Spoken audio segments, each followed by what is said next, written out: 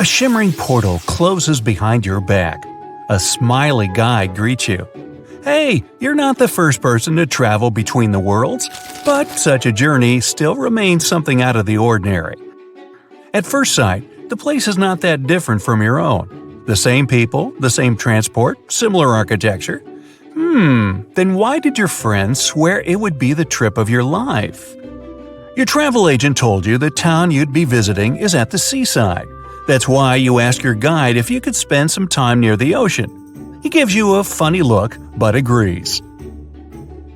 The day's brilliant, sunny, and hot.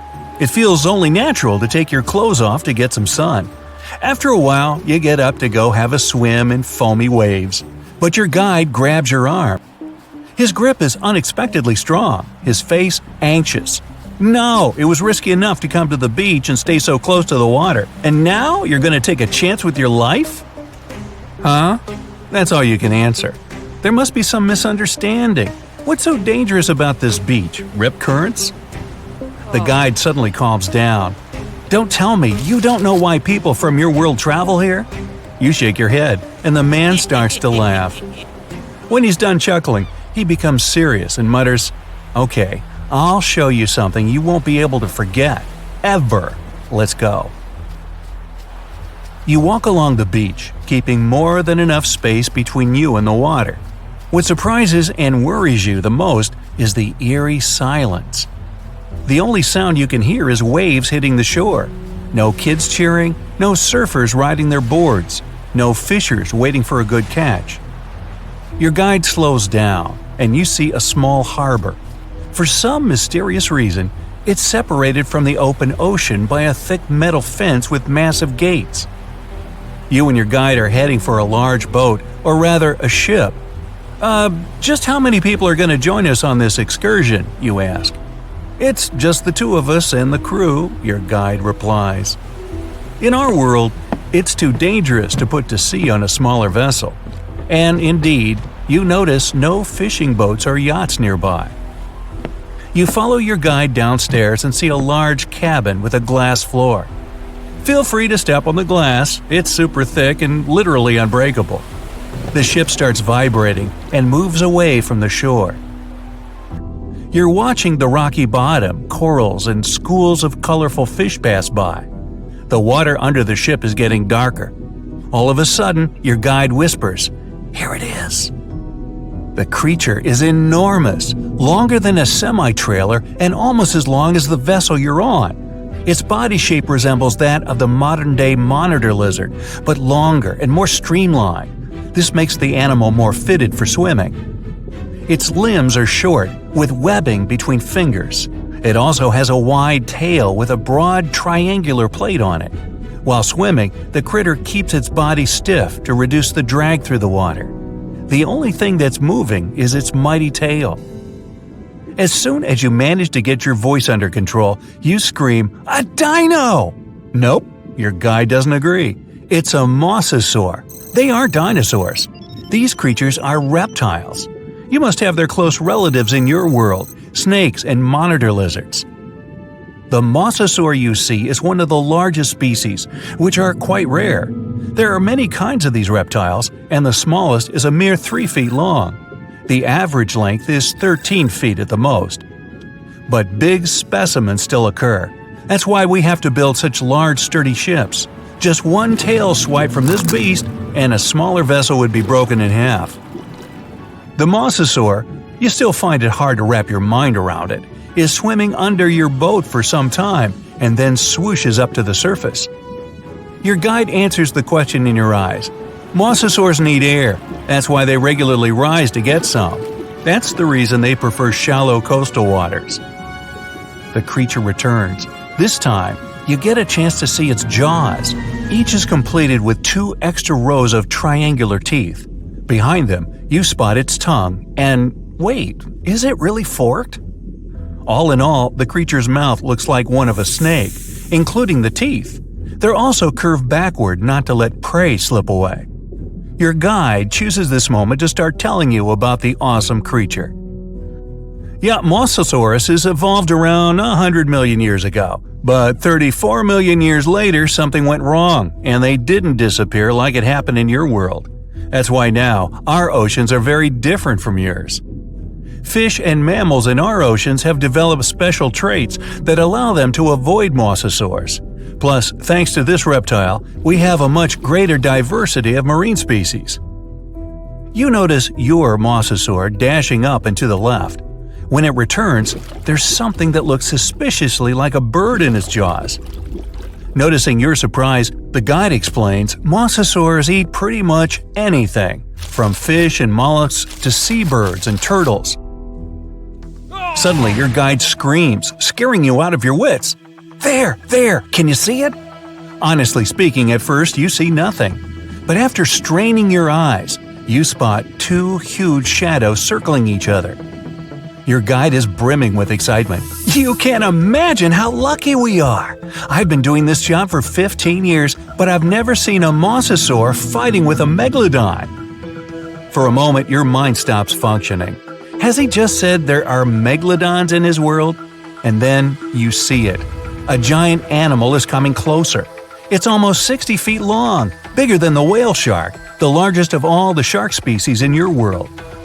Your guide keeps blabbing. Both of these creatures are top predators. Mosasaurs are usually a bit smaller than megalodons, but this one's huge! As the sea monsters get closer, you manage to get a better look at the meg. Its jaws can open for almost 10 feet and are littered with 5 rows of sharp serrated teeth. They're built in such a way so that they don't crack even after hitting bone. The meg is an ambush hunter, continues your guide. It probably wanted to take the mosasaur by surprise by attacking it from below, but this attempt failed. Now the predators are moving in circles, likely sizing each other up. They look rather angry and hungry. The mosasaurs trying to get closer to the shark's tail or fins. The creature understands there's no way it could bite through the meg's bulky sides. The shark chooses another tactic. It's aiming for the mosasaur's long midsection. The critters start circling faster, getting closer to each other. The mosasaur keeps changing its pace from slow, almost lazy movements to nervous bursts of speed once it sees the meg approaching. The shark is swimming in a steady way, watching the opponent with its piercing black eyes. You can't help but think it's pretty obvious which animal's going to be the winner. The mosasaur's jaws are suited for small prey, like fish. Its jaws wouldn't be able to open wide enough to get around the meg. Because even though both creatures are of the same length, the meg's body is much more massive.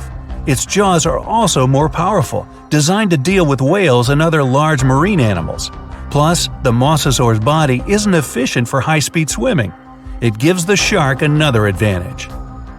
In a flash, the meg twists its body and rushes at the mosasaur. Its maneuver is not to let the enemy get an upper hand by striking from below. The two powerful creatures clash each other. You see the mosasaur try to maneuver out of the meg's way, but to no avail. You're clenching your fists, silently sending your support to the mosasaur, and then a sudden jerk, and you find yourself on the floor. "Go, go, go!" your guide's shouting at the skipper. It turns out the animals got so engrossed in their confrontation that they didn't notice the vessel and crashed into its side. Now it's crucial to get as far away from them as possible. If these huge creatures decide the ship is their common enemy, they may cooperate to attack it. Luckily for you, the beasts don't realize the thing they collided with is actually a container with food. The boat is getting further and further away, and you can only guess the outcome of the battle.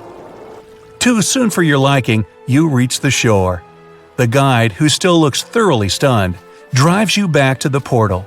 You, similarly awed, thank him and step through the shimmering veil. You're clutching at a mosasaur tooth in your hand. It's the skipper's gift to you, the only reminder about the incredible world where mosasaurs are still roaming the oceans. That's right, come on aboard. Please enter the submarine slowly and make yourself comfortable. Today, we're going deep into the dark parts of the ocean for the ultimate showdown, Shonosaurus and Megalodon. Time to see how Shoni and Meg stack up against each other. First round, age. Look at Shoni, the largest marine reptile, coming out of nowhere. This marine reptile looks a bit tired since it traveled all night and got here all the way from the late Triassic period, about 215 million years ago. Back then, it was all dinosaurs, plus some crocodiles. Oh look, Meg got here on time too. She looks a bit more fresh and relaxed, probably because she's way younger than her contender. She started her dominance over the ocean 20 million years ago. Will she be able to stay on the throne after this duel? Meg went extinct about 2.5 million years ago, or at least we think she did. Only about 5% of the ocean has been explored, so spreading stories about an underwater giant shark is pretty easy. Who knows what's really hiding down there? Even though they're both extinct, dinosaurs like Shoni are way older. Meg's a baby compared to her. Sorry, Meg, 1 point goes to your older challenger. I bet Shoni's got some awesome stories to tell.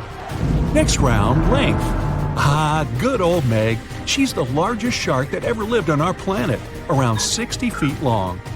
There aren't any full fossils of her to get a really accurate measurement. Scientists that study modern sharks can guess her length by her epic tooth size. Shoni was a little bit shorter, around 50 feet. She kinda looks like a bigger, bonier version of a dolphin. Dolphins can grow up to 13 feet long. Even the biggest dolphin, the orca, looks tiny. It's only 30 feet long. 1 point goes to Meg for being huge. And we're tied up at 1 apiece. Round 3, teeth. Meg was one of the greatest threats in the ocean with teeth similar to those of a modern white shark. Scary, symmetrical, triangular, insanely sharp, and up to 7 inches long. Meg had around 276 teeth in 5 rows. That sounds super scary, but some modern sharks have over 300 teeth. But they're not all ready for action. Some are fully grown, some are still growing up. Sharks' teeth are not that strong, so they fall out a lot, which is not that big a deal like it is for humans. They produce new teeth all the time, so they can replace the ones that get worn down. Get this, Meg probably worked her way through about 40,000 teeth over her lifetime. Shoni, unfortunately, won't be able to defend herself with teeth in this duel, because she doesn't have any. Researchers believe that younger Shonis had teeth because they needed some help getting food and fending off rivals. When they got bigger and older, they didn't need them anymore. Sorry, Shoni, this round isn't even close. Meg takes the lead 2-1. Next round, who can eat more? Scientists believe Meg ate around 2,500 pounds of food every day. Her teeth tell us she didn't exactly love the salad bar. With a mouth almost 10 feet wide, Meg had the most powerful bite of all animals on our planet. That way, she didn't have to be too picky. She could munch on bigger ocean animals like whales, giant turtles, seals, or any other marine mammal that got, too close. No wonder she weighed about 140,000 pounds. Because of her lack of teeth, Shoni preferred animals with softer bodies, like smaller fish, squids, that sort of stuff. We don't really know how much she ate every day, but with an approximate weight of around 60,000 pounds, she's heavier than 2 sperm whales or 3 elephants, but still peanuts compared to the mighty Meg. Good for you, Shoni. Keep up the good work with all that soft food. But unfortunately, Meg's eating up the points in this competition, 3-1. You don't really want to mess with someone who can eat a whole whale for breakfast. Round 5, looks. Scientists have reconstructed Meg to look like a bigger, just a little more dangerous version of a white shark. They were so similar that lots of people thought the white shark was Meg's great-great-great-grandkid. But the truth is that they're not related at all. Meg was the last member of a completely different lineage of sharks. She had a shorter nose and a flatter jaw that almost looked like it got squished somehow. Like the blue shark, she had really long pectoral fins to support her size and weight. Shoni looks like a tubby, bit quirky, and way bigger version of a dolphin. She has 4 flippers and a longer skull. And what's interesting is that she doesn't have a dorsal or sail fin. Shoni can't do any of those cool tricks and maneuvers that dolphins do. That part also probably doesn't help when she meets another hungry dinosaur. She can't dodge out of the way so easily. Still, Shoni's big enough not to have to worry about that kind of stuff. Step aside, Meg. Stop hogging the spotlight. We want to see more of this cute, funny dolphin-like creature. 1 point for Shoni. She's catching up 3-2. Round 6. Who has a cooler name? MOSASAURUS means lizard from the Shoshone Mountains. Why? Because it's a lizard from the you get the picture. Cool name, huh? Megalodon, on the other hand, means large tooth. Yeah. Sorry, Meg, it's 1 point for Griffith. Wait a minute, wrong video. We're all tied up at 3-3. Round 7. Who traveled more? Just like modern sharks, Meg's skeleton isn't made of bone, it's made out of cartilage. That's the stuff your ear and nose are made out of. So, no matter how much you look for them, you're never going to find any of Meg's bones. Her only fossils are actually teeth, since they're made of dentin. In her 18 million years of existence, Meg traveled a lot. Her teeth have been found all over the globe. She even went on vacation to tropical and subtropical waters. But the one place she never went was to Antarctica. Shoni was a wanderer too. Her fossils were first found near Las Vegas. No, it's not what you think. She really wasn't all about the parties and shows. Vegas was all underwater back then.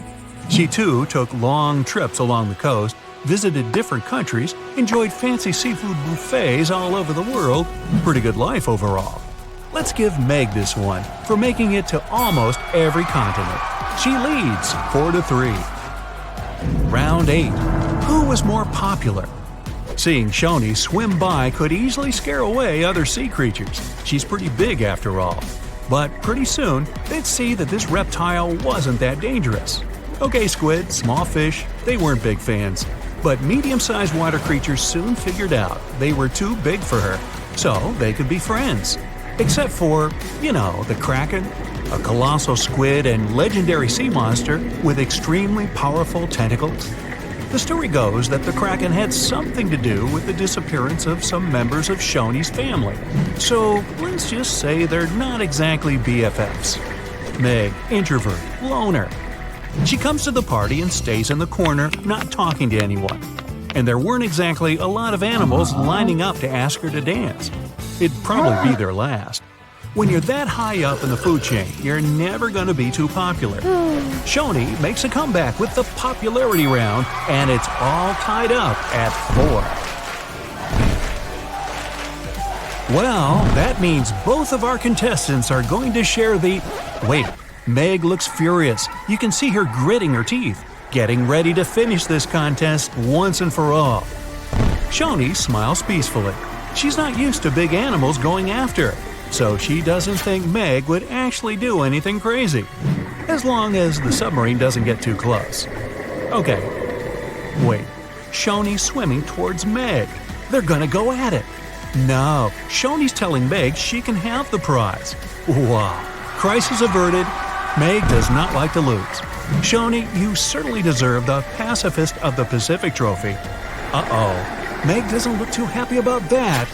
Better strap in, guys. Here we go.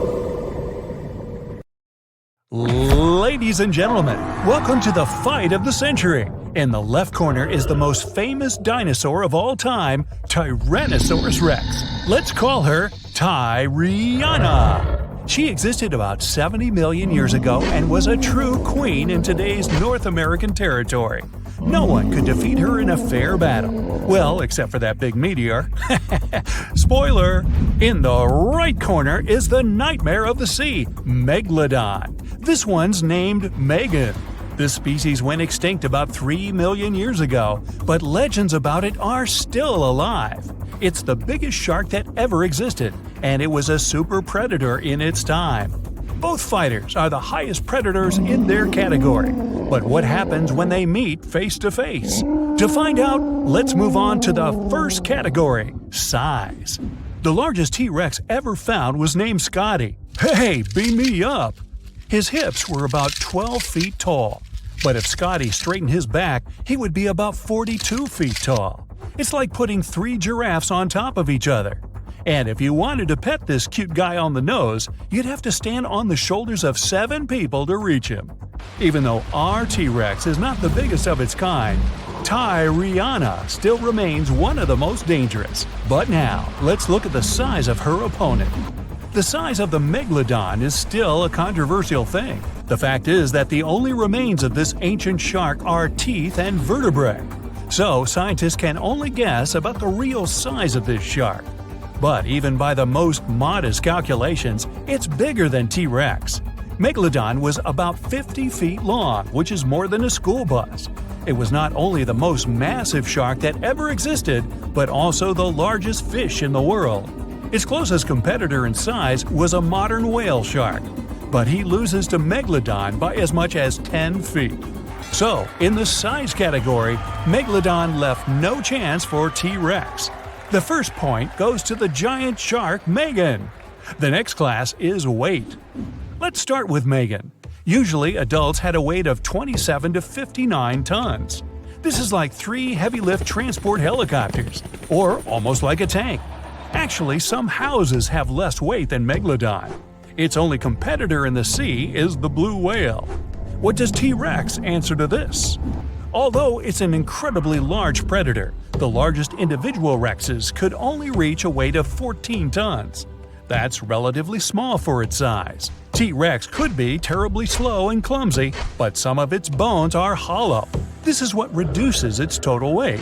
Thanks to this, she could be much faster and more agile without losing strength. But we see that Tyriana loses to Megan in weight by at least 3 times. So, another point goes to Megalodon. Next up is speed and agility. According to different estimates, Tyrannosaurus rex could run at speeds of 11 to 45 miles per hour. For comparison, the speed of the fastest human on Earth is only 16 miles per hour. So, you do the math. Yep, we wouldn't have had a chance to escape being lunch for T-Rex. But what about maneuverability? Tyriana seems to be big and clumsy. However, T-Rex had excellent balance because of her massive tail and could turn and change direction very quickly. And look at her legs. She clearly doesn't miss a leg day. Now let's look at the second fighter, Megan.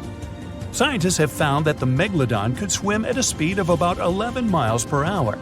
This was enough to become an ultimate predator, but it was inferior to many other species. For example, the fastest sea creature is the sailfish. It can reach 68 miles per hour, about 100 feet per second. Besides, because of its heavy weight, it could not quickly turn or maneuver. Imagine a giant truck needing to make a U-turn. So, when she attacked, she had only one chance to strike. If she missed, she went for a second lap. This gave her prey enough time to run away. In this round, T-Rex finally gets her first score. But we're still 2-1 in favor of Megan the Megalodon. Okay, moving on to the next category, fighting skills.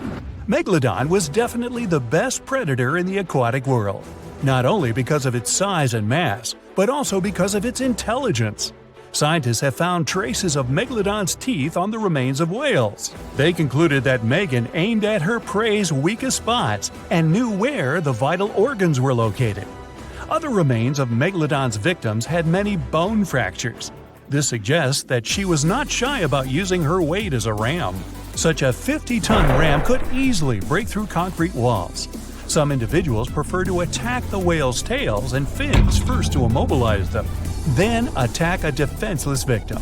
This makes the Megalodon an excellent strategist. Megalodon's prey just didn't have a chance. So, this shark had 2 main techniques: ram and ultimate bite. But the arsenal of T-Rex is much broader. Like a Megalodon, it had the strongest bite of its kind and also used a ram. Although its weight was not as big as Meg's, Tyriana could reach a much higher speed, and her impact was much more powerful than that of a shark. On top of that, she could strike with her tail, and her legs had a tremendous force and could hold the victim. No doubt the T-Rex arsenal is much more diverse. So this point goes to the dinosaur. Now it's time for the bonus category, the prize of audience sympathies. T-Rex is undoubtedly the most famous dinosaur of all time. It's appeared in movies, TV series, cartoons, video games, and even postage stamps and memes. And its skeleton in the American Museum of Natural History is the most recognizable in the world. But there are also many myths about it. For example, the idea that it could only see moving objects.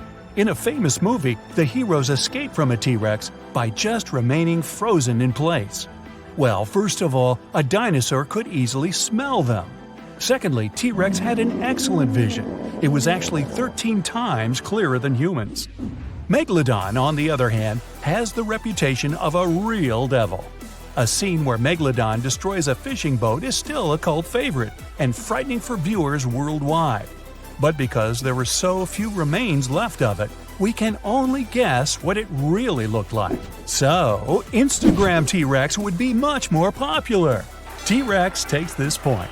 Let's move forward. The score is 2-2.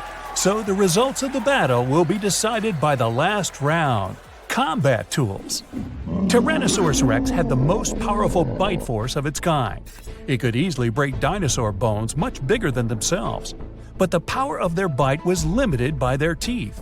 They had a weak layer of enamel and were quite brittle, though they rebuild quite quickly. Her front hands have sharp claws, but this weapon is mostly useless because of the structure of these arms. Megalodon has only one dangerous tool, its teeth. But they can be worth everything that T-Rex has. The teeth of the Megalodon were triangular in shape and were over 7 inches long. These are the most massive teeth that have ever existed, and it had 250 teeth, arranged in 5 rows. Each of them was incredibly sharp and could penetrate through the thick skin of whales. Also, the Megalodon's jaw was 6.5 feet wide. An adult person could easily fit in there, but not for long, because Megalodon had one of the strongest bites on our planet. The gong sounds, and it means it's time to start the fight.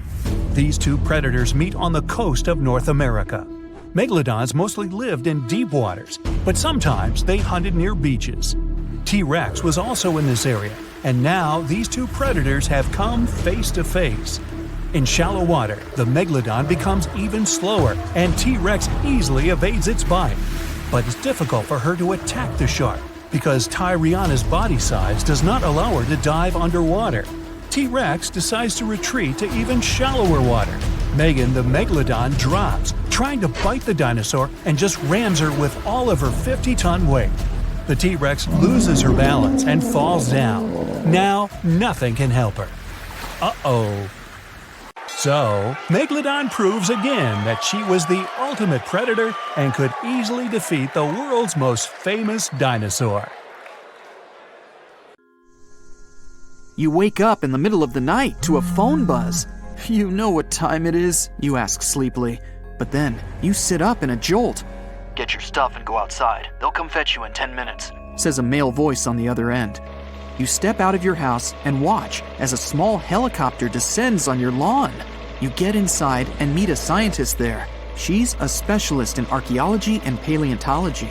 As the helicopter takes off, she tells you that something terrible happened on one of the islands in South America, and you're flying directly there, right now.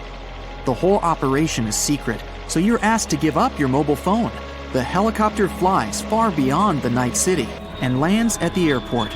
From there, you transfer to a plane and fly to the coast of South America. You land on a small island, and a guide ushers you to a jeep waiting nearby. For several hours, you and other scientists drive through the hot jungle. The road ends, and you continue your journey along a narrow path. You notice that the further you go, the quieter it gets. The birds don't sing, not even the leaves on the trees rustle. The jungle finally ends, and you find yourself on the coast. There are many tents with scientific equipment, people, and cars. Several people in black suits lead you toward some fallen trees. You end up in the middle of a large trench that leads to the ocean. The trench begins in the forest, right at the fallen trees. Judging by its size, a train could have passed here, but the truth is much scarier. After some research, you tell people the creature that left such a trace became extinct about 60 million years ago. The creature that uprooted so many trees is the largest snake that ever lived on Earth. You and the others must find out how this reptile managed to survive, and where it is now. Titanoboa usually lived in tropical forests near swamps. Apparently, the island is its home, but now something has forced the snake to crawl away into the ocean. You carefully examine the trench, then the fallen trees, and declare the snake was not alone. It was fighting something as big as itself. Everyone looks at you in shock, and the next moment, a deafening roar comes from the water, breaking the ocean's surface like a monstrous dolphin. A MOSASAURUS emerges from the deep. A huge reptile that lived from 145 to 65 million years ago in almost all waters of the world. It looks a lot like a crocodile, has smooth, dark scales, a fin at the end of its tail, and flippers instead of legs. It measures 55 feet long, which is about the size of a 5-story building, and weighs like half a subway car. And this huge dinosaur is coursing the waters near the shore right now, in front of you. With its large fins, it creates waves that wash away several tents on the shore. People on the island scatter away in all directions. Several ships and yachts are capsized. People on lifeboats are hurrying to the shore. MOSASAURUS was one of the most formidable predators, not only in the sea, but also on land during the Cretaceous period. No creature dared to attack this monster, so their population spread all over the world. It wasn't used to feeling like prey, but now it seems the dinosaur has met a worthy opponent. The MOSASAURUS dives back into the water as if running away from something. A few hundred feet away, you notice a long, smooth body of the Titanoboa.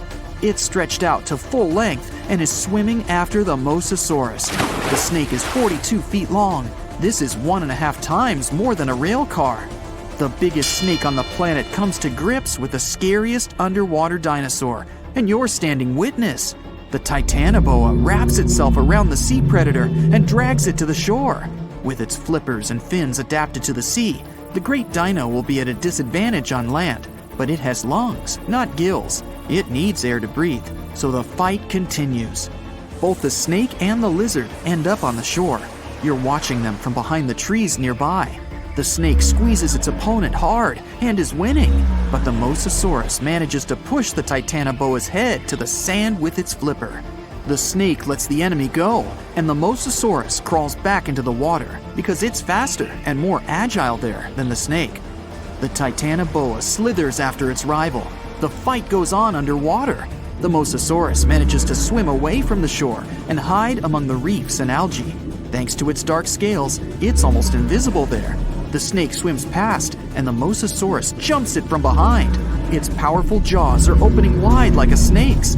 It clings to the opponent. The Titanoboa immediately reacts and wraps itself around the dinosaur. It bites the fin tail with its giant fangs. The two colossal animals are in a clinch now and don't know what to do next. The compressive force of the snake's grip is like the weight of the entire Brooklyn Bridge pressed onto a passenger car. The MOSASAURUS is trapped, and it starts kicking and swinging its flippers. It begins to turn around its axis, wrapped by the snake. The rotation of two giant reptiles in the sea creates a huge funnel in the water. Whole schools of fish swimming around get trapped in there. The Titanoboa becomes dizzy from this merry-go-round. It loses concentration and opens its jaws. The lizard uses all its strength to break free, and the snake swims away from it. Now the dinosaur is chasing its opponent. The Titanoboa emerges from the water, not far from the shore. Helicopters fly around the island, recording the events. Yachts and small fishing boats sail to the site of the Battle of the Titans. The Titanoboa crawls out of the water and is about to disappear into the jungle, but the MOSASAURUS grabs it at the last moment. There are 2 rows of teeth in its upper jaw. One of them is located closer to the pharynx. This row allows the dinosaur to hold its prey, while the prey resists. The duel continues on land. The trees around the 2 monsters shatter into splinters. The Titanoboa wraps itself around the enemy, opens its huge mouth, grabs the dinosaur's tail, and begins to slowly swallow it. The MOSASAURUS realizes the great snake's strategy and begins to thrash around. The snake blocks its movements, so the dino digs into the sandy beach. After a short while, a large pit appears beneath the monsters. The sand gets into the snake's eyes, and it lets go of the opponent. The MOSASAURUS is again slowly crawling towards the water, and the Titanoboa is in no hurry to catch it. You can see the reptiles are tired.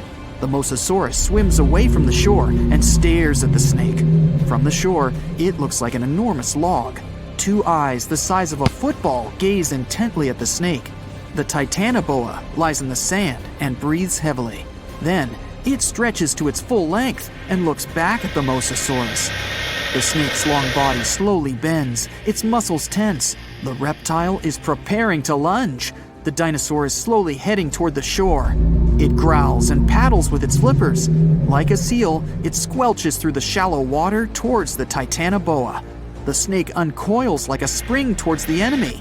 At great speed, two predators collide with their heads. The hit is so strong, they lose their bearings and move away from each other. Now, each of them feels like a loser. The dinosaur slowly paddles into the water, and the snake returns to the jungle. The monsters are tired of fighting. There's no winner. You and the rest of the people stand with your mouths open in complete silence. You look around the island and notice trees with broken branches everywhere.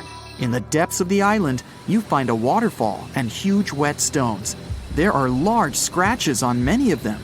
Somehow, millions of years ago, lots of ancient reptiles managed to survive global disasters on this island. And now, there are only two left. You conclude that the Mosasaurus and the Titanoboa have been fighting each other for years. Soon, these reptiles will gain strength again and continue their eternal struggle. You decide to leave the island before that happens.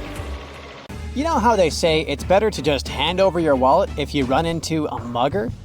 Instead of surrendering their wallets, sea cucumbers choose to spit out some of their insides to fend off predators like crabs and fish. It's a natural defense mechanism for them, and they quickly grow those organs back in just a few days, thanks to special cells inside their bodies. It's not the only weird thing sea cucumbers do. They can actually breathe through their rear end. They have this thing called a respiratory tree that connects to their backside and sits right next to their intestines. So when they suck in water from their behind, it goes into that respiratory tree, letting them absorb oxygen directly into their fluids. Plus, sea cucumbers are the janitors of the ocean. They munch on whatever gets stuck in the sand on the ocean floor. Once they've eaten, they manage to clean out the sand, leaving it nice and tidy after they do their business. As for the clean sand, the stunning white sand beaches in Hawaii are actually a product of parrotfish number 2. These fish munch on algae from rocks and dead corals, and while they're chomping away, they also grind up the leftover bits of coral in their bellies. When they're done, they move their bowels, and voila! It all comes out as beautiful sand. Not only do they play a vital role in keeping the coral reef ecosystem healthy, but they can churn out hundreds of pounds of this white sand every year. Marine animals are seriously impressive when it comes to holding their breath. Just look at sperm whales and elephant seals. They can stay underwater for a mind-blowing 2 hours. Then there's a Cuvier's beaked whale, which holds the crazy record at almost 4 hours underwater. When you compare that to the human record of 24 minutes and 37 seconds held by pro diver Budimir Shobat, it seems pretty insignificant. But what's the marine animal's secret that helps them excel humans this much? Unlike us, these sea creatures have a ton of hemoglobin and myoglobin in their blood and muscles, allowing them to store way more oxygen. When their oxygen runs low, myoglobin steps up and releases even more. Plus, they can tolerate higher levels of CO2, so they don't feel the need to breathe as quickly. There's even a study that found their myoglobin molecules have a unique charge that keeps them from sticking together, which boosts oxygen storage. And on top of all that, they can slow down their heart rate and restrict blood flow to hang out underwater even longer. Rumor has it that about 540 million years ago, a meteor loaded with frozen octopus eggs smashed into Earth. Sounds like a delirium, but some scientists are entertaining a very questionable idea that octopuses and their cephalopod buddies, like squids and cuttlefish, might actually have some extraterrestrial origins. The thing is, cephalopods have extraordinary DNA that doesn't look like any other DNA on our planet. They've got around 33,000 protein coding genes in their genome, which is way more than what we humans have. A recent study suggests that their evolutionary story shows some odd traits that might hint at a connection to space, like they could be from some super far-off past, or even the future. The researchers went as far as to claim that modern octopuses could be the descendants of these frozen creatures that hitched a ride on comets and splashed down in our oceans. And why octopuses? Well, they really stand out in the animal kingdom. They can use different tools to build their own houses, and they can even solve everyday problems independently of their brain, as 2/3 of an octopus's neurons are in its arms. These traits seem to have just appeared out of nowhere during evolution.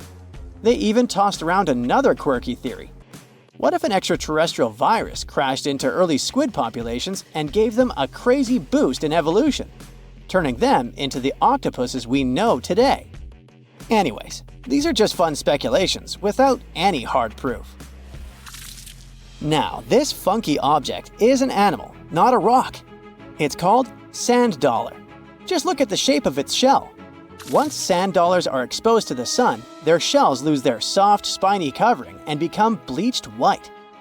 Back in the day, beachcombers thought these shells looked a lot like big silver coins, kind of like the old Spanish dollar that was about the same size. But if you prefer, you can call them sand cakes instead. These quirky creatures have tiny spines on their surface, and they glide along the ocean floor. They use small tube feet that line the grooves on their underside to grab bits of food like plankton and algae, which they then send to their mouths. Inside, they have 5 triangular teeth that help them munch on their meals. In some Georgia folklore, sand dollars are said to represent coins lost by mermaids. Sand dollars have a unique talent for cloning themselves. They can do this for a bunch of reasons, like when a predator comes around. Some species of sand dollar larvae can actually split in half as a defense mechanism. It takes about 24 hours for them to clone themselves, and the new larvae end up being about 2/3 smaller than the original, which helps them hide from danger. Wait, is that a giant sea hot dog racing through the ocean? Sorta. Some scientists have joked that sperm whales seriously resemble enormous hot dogs. These massive creatures can take quick naps, standing up for about 10 to 15 minutes. They only sleep about 7% of the time, mostly between 6 p.m. and midnight. Sperm whales also have a cool ability to retract and extend their eyes, thanks to a thick retractor muscle around them, but they can't actually roll their eyes in their sockets. Plus, they have the most asymmetrical skull of any mammal out there. Oh, and let's not forget, they have the largest brain of any living creature, weighing in at over 9 pounds. Unlike us humans, if dolphins went into full-on snooze, they'd stop breathing and could drown. So they figured out a genius solution. They let only one side of their brain sleep at a time. This means one half stays awake to keep them breathing and watching out for any potential threats. When they snooze, they only close one eye. If their right brain is resting, their left eye is shut, and vice versa.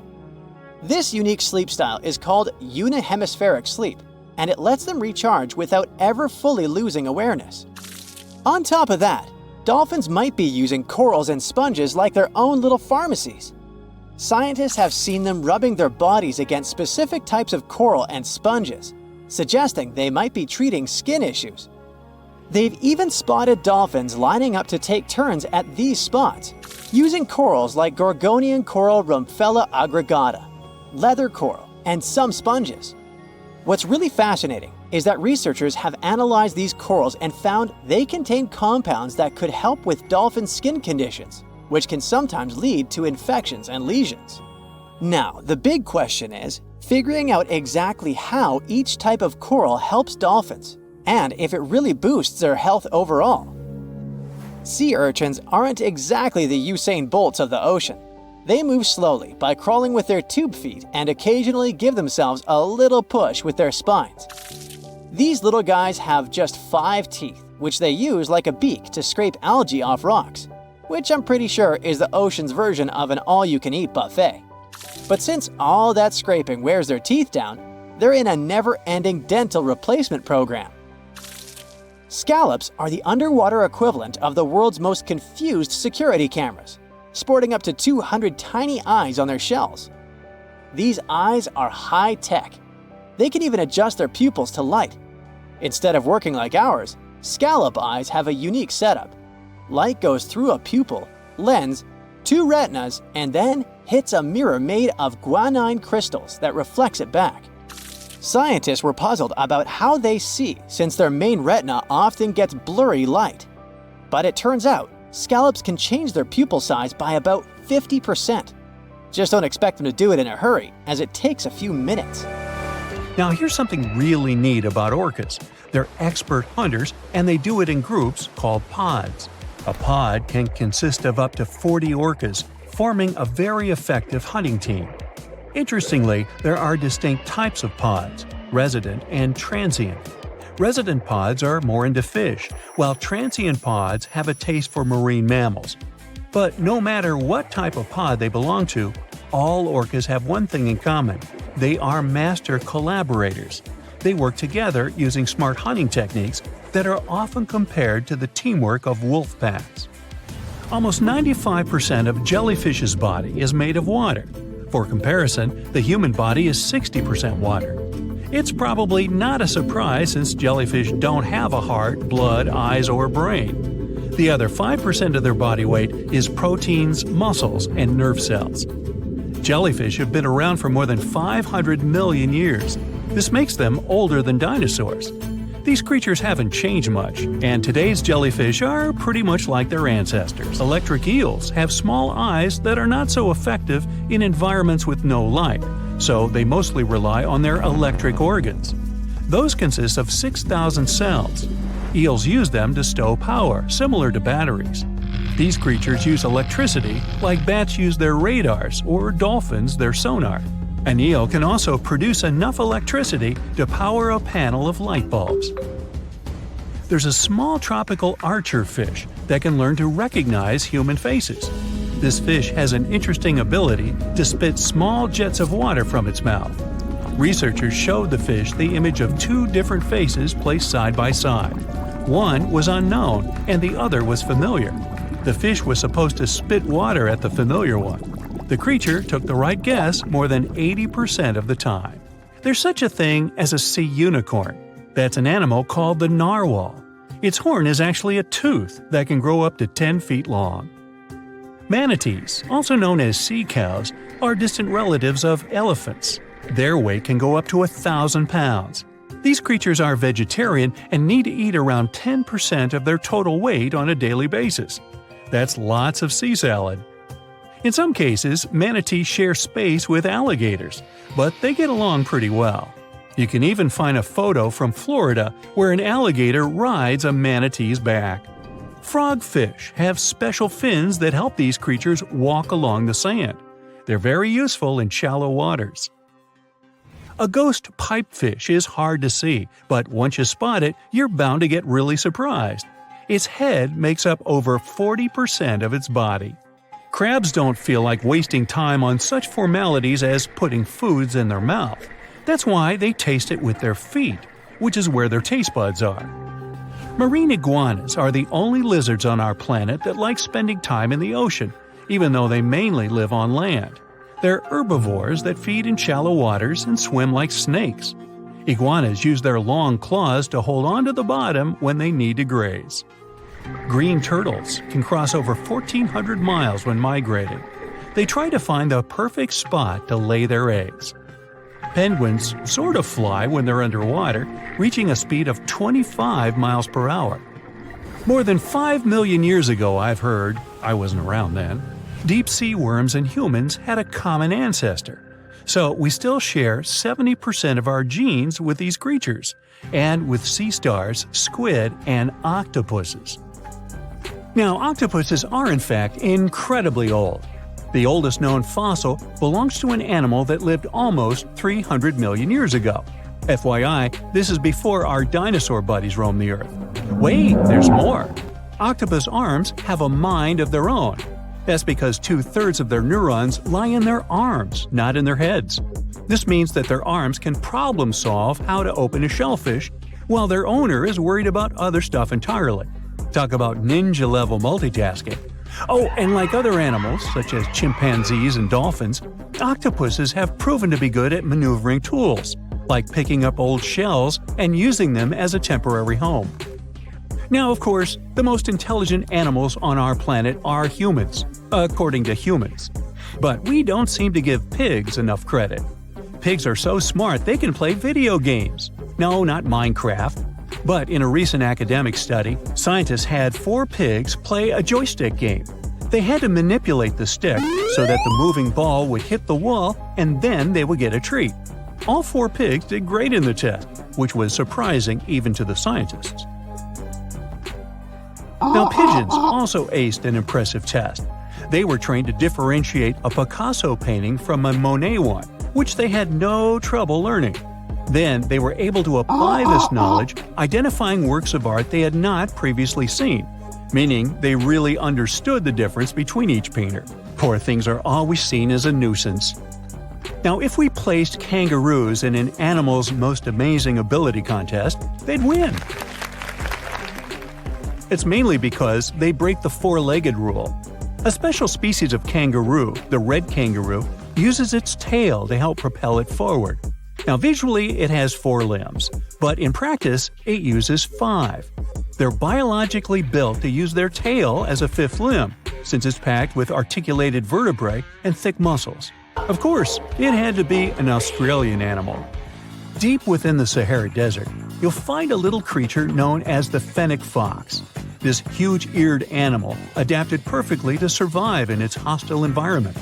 The huge ears help them to dissipate the unbearable heat of the desert, as well as help them to hunt for underground prey. Now meet this guy. Unlike what its name might suggest, the red panda is closer to a raccoon than it is to a giant panda. You'll find a lot of these cat-sized creatures in the Himalayan region, hopping from tree to tree and bundled together trying to keep warm in the harsh weather. They're gentle and friendly like their big panda cousins, and occasionally enjoy eating some bamboo sticks. And then there are bees. Compared to humans, bees' brains are the size of pinheads, yet they are capable of astounding things. Let's say a bee is running low on energy after a long search flight. This bee desperately needs a drop of honey in order to continue flying, but smartly enough, she doesn't need to go back to the hive to recharge. She can ask a fellow beehive mate for a drop of honey directly from this other bee's stomach and continue flying. This type of decentralized system allows them to build highly effective societies, one that bees don't need to push the queues in front of the honey cells, for example. Every year in the winter, great white sharks that live along the California coastline disappear. It feels as if they take a vacation for 30 to 40 days. The animals go to a point halfway between Hawaii and Mexico. They might do it to get some food, relax, or hang out with their buddies from other areas. The spot is now called the Whale Shark Cafe. Some types of sharks, like makos, whale sharks, or white sharks, breathe in a very specific way. It requires them to swim all the time. They also need to move quickly and with their mouth open. This way, the oxygen can enter and reach their gills. Sea sponges are some of the most primitive animals. They're immobile, don't have a mouth, eyes, bones, brain, heart, lungs, or any other organ whatsoever. And still, they're alive. There's such a thing as a sea unicorn. That's an animal called the narwhal. Its horn is actually a tooth that can grow up to 10 feet long. Manatees, also known as sea cows, are distant relatives of elephants. Their weight can go up to 1,000 pounds. These creatures are vegetarian and need to eat around 10% of their total weight on a daily basis. That's lots of sea salad. In some cases, manatees share space with alligators, but they get along pretty well. You can even find a photo from Florida where an alligator rides a manatee's back. Frogfish have special fins that help these creatures walk along the sand. They're very useful in shallow waters. A ghost pipefish is hard to see, but once you spot it, you're bound to get really surprised. Its head makes up over 40% of its body. Crabs don't feel like wasting time on such formalities as putting foods in their mouth. That's why they taste it with their feet, which is where their taste buds are. Marine iguanas are the only lizards on our planet that like spending time in the ocean, even though they mainly live on land. They're herbivores that feed in shallow waters and swim like snakes. There's something known as the orange cat behavior, and apparently it's not just a meme. So far, scientists have been able to understand that coat color is connected to a feline's gender. And since orange is an X chromosome, orange cats are usually males, like Garfield. The so-called orange cat behavior describes ginger cats as agents of chaos. Again, pretty much like Garfield. However, there haven't been any conclusive studies on whether coat color and cat behavior are truly linked. In terms of vision, mantis shrimps probably have the most psychedelic vision out of all animals. These funny-looking creatures have a whopping 16 varieties of photoreceptors, with 5 of them reserved for the ultraviolet or UV spectrum. Ultraviolet rays are really short wavelengths, which are invisible to humans. The thing science still doesn't understand is how exactly these mantis shrimp view the world around them. Sure, they can perceive a bunch of colors, but they can't necessarily distinguish all of these colors among themselves. It can be that they just see a lot of really vivid, really blurry colors, but we haven't figured out a way to check that out. Now, to say sloths are cute is an understatement. They may be one of the friendliest animals in the jungle, but there's more. If you look closely at their fur coat, you'll notice hints of green. These greeneries are actually tiny little algae that grow alongside sloths. They help sloths to camouflage better in the jungle, but they also nurture them. The little cracks inside a sloth's fur create the perfect environment for algae reproduction, and scientists have found species of algae that don't exist anywhere else in the world. They do get by with a little help from their friends. Deep within the Sahara Desert, you'll find a little creature known as the fennec fox. This huge-eared animal adapted perfectly to survive in its hostile environment. The huge ears help them to dissipate the unbearable heat of the desert, as well as help them to hunt for underground prey. Many terrifying animals live deep beyond the waves, like this vampire squid living 3,000 feet below the surface in almost complete darkness. This animal has a cloak, like a vampire's. That's why it's called the vampire squid. Deep down at the bottom, it can't use ink to defend itself. So this animal has developed an unusual tactic. It glows slightly to scare away predators. If this tactic fails, the vampire squid can turn its body inside out, revealing tiny spikes. When you translate its scientific name, Vampiroteuthis infernalis, it literally means vampire squid from the nether. Despite its terrifying looks, it's a harmless ocean animal.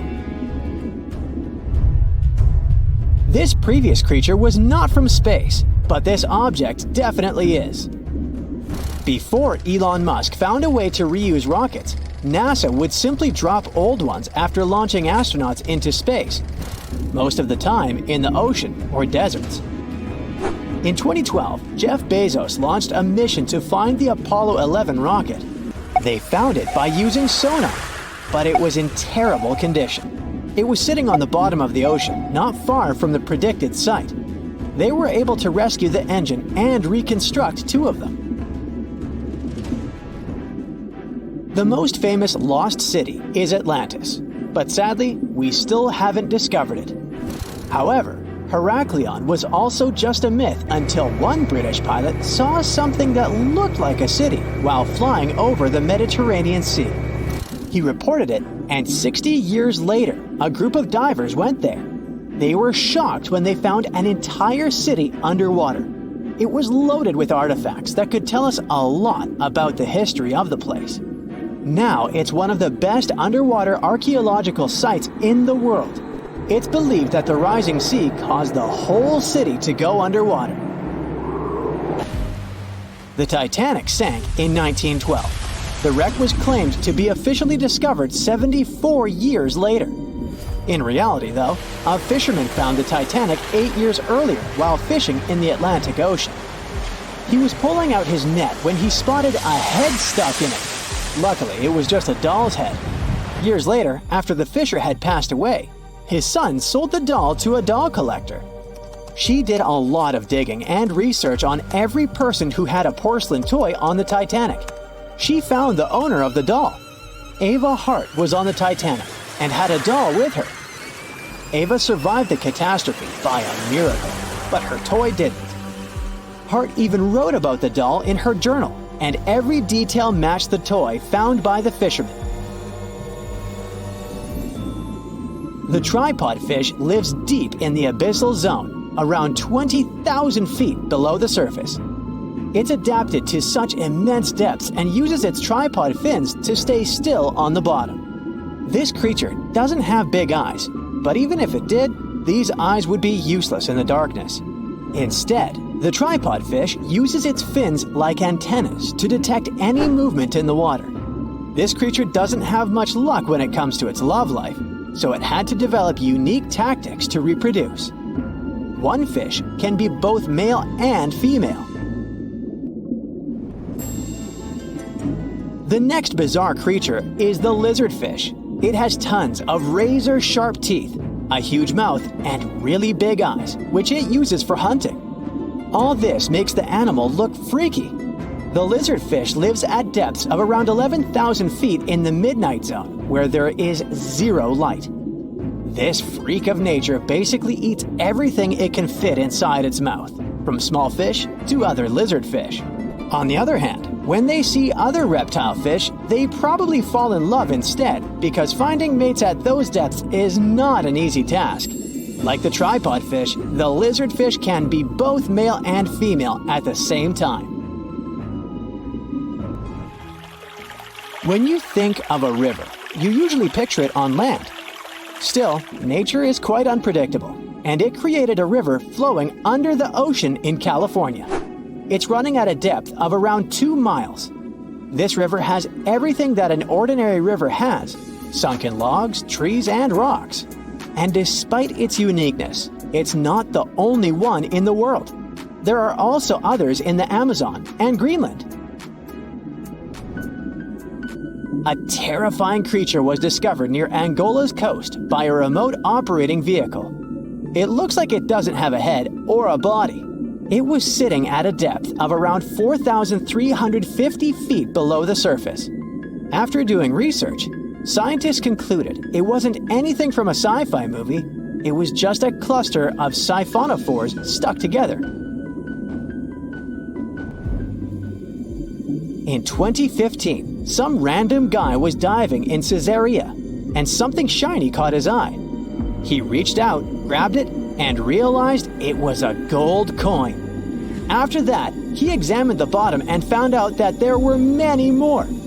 He reported the incident to the local authorities, and they concluded that he had found Arabic treasure. The coins were made of solid 24-karat gold and were a few thousand years old, but due to the perfect salinity and temperature, they looked brand new. The coins belonged to a ship carrying cargo. It was caught up in a storm and unfortunately sank. One of the weirdest things ever discovered was found in the Baltic Sea. It's an anomaly that looks as if it was created by a different civilization. It was discovered by Swedish researchers, and they basically had no idea what it was. They had to ask tons of other scientists for their opinions. When you look at this formation from above, it's 200 feet long and looks exactly like a fallen spaceship. It's hard to believe that it's a natural formation. But, spoiler alert, it's totally made by nature because the Baltic Sea has gone through many erosions throughout history. Most likely, the bizarre formation is the result of these processes. A group of divers in Madagascar were shocked when they found this 7-foot monstrosity of a knife on the seafloor. The speculation started immediately, and many said that the knife was from some giants that had fought megalodons and lived on Earth thousands and thousands of years ago. That could make a nice story, but the knife is most likely a movie prop that was lost at sea. One of the ocean's most bizarre animals is the frilled shark. It's believed that this fish is the reason for all those sea serpent stories that sea explorers of the past wrote about. These animals live pretty deep in the ocean, but sometimes they can be seen in shallow waters. It's super rare, but possible. The frilled shark has a big mouth sporting around 300 teeth. It also has a long body that looks like a lizard's, and it is truly a unique species of shark. Its prey can be half of its size because this shark's stomach is like that of a snake, and it can swallow huge fish or crustaceans. Spotting a few worms in your garden is no big deal, but after seeing a 26-foot-long one in the ocean, you will make your wetsuit a little wetter. This worm is super rare, and it's completely harmless to humans. It's actually not a giant worm. It's a cluster of zooids that are stuck together in a worm-shaped formation. They usually only eat plankton, bacteria, and other tiny things that can be found in the ocean. Probably the scariest thing in the ocean that is 100% real is the magna pinna, which can be found at crazy depths of 20,000 feet below the surface. This monster looks like an underwater Slender Man, but it's just a squid with really long tentacles that can reach a terrifying size of 8 feet. This guy has only been seen a few times, and basically, we don't know much about this creature so far.